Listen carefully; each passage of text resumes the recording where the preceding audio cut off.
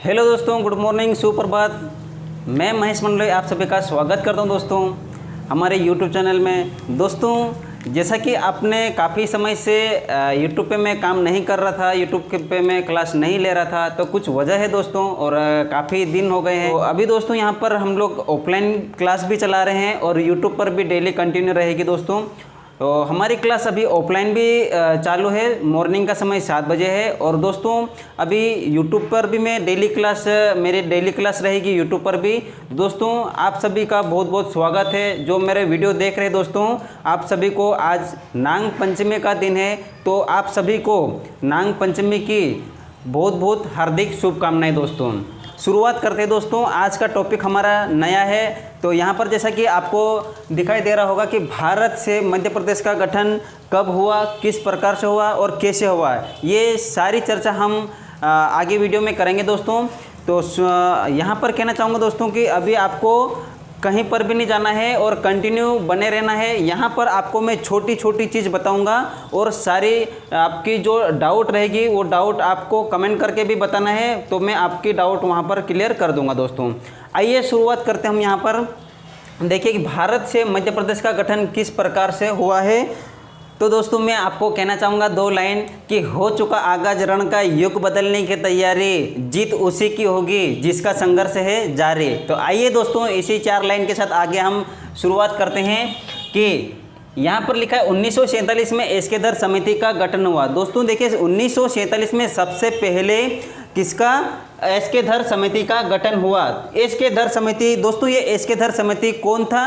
तो ये था इलाहाबाद के उच्च न्यायालय के न्यायाधीश थे। इलाहाबाद के उच्च न्यायालय के न्यायाधीश थे एस्केदर समिति। ठीक है दोस्तों, आगे देखिए कि इन्होंने एस्केदर समिति ने सबसे पहले क्या किया था कि प्रशासनिक सुविधा राज्यों का गठन के आधार पर हो, ऐसा उन्होंने कहा था कि एस्केदर समिति ने प्रशासनिक सुविधा राज्यों के गठन के आधार पर हो, ऐसा एस्केदर समिति ने कहा था। उसके बाद दोस्तों 1947 में फिर से एक समिति आई है, उस समिति का नाम है JVP। क्या है? JVP समिति का गठन हुआ। यहाँ पर देखिए दोस्तों, जे का मतलब हुआ है पंडित जवाहरलाल नेहरू, पंडित जवाहरलाल नेहरू। वी का मतलब है सरदार भाई वल्लभ पटेल, सरदार भाई वल्लभ पटेल। और दोस्तों पी का मतलब है पट्टाभी सीतारमैया। ठीक है, जे का मतलब पंडित जवाहरलाल नेहरू, वी का मतलब सरदार भाई वल्लभ पटेल और पी का मतलब है पट्टाभी सीतारमैया। तो ये एक समिति आई है 1947 में। इन्होंने फिर से क्या कहा कि जो एस्केदर समिति ने प्रशासनिक सुविधा के आधार पर राज्यों का गठन होना चाहिए ऐसा कहा था, तो जो समिति आई है JVP ने, इन्होंने ये प्रशासनिक सुविधा के आधार पर न मानते हुए उन्होंने आर्थिक अखंडता और प्रशासनिक सुविधा, ये 3 प्रकार या फिर 3 रूप से होना चाहिए, ऐसा JVP समिति ने कहा था कि आर्थिक अखंडता प्रशासनिक सुविधा के आधार पर होना चाहिए। फिर क्या हुआ दोस्तों, आगे देखिए कि 1952 में तेलुगु भाषाई राज्य बनना चाहिए, ऐसा पोट्टी श्री रामुलु ने कहा था।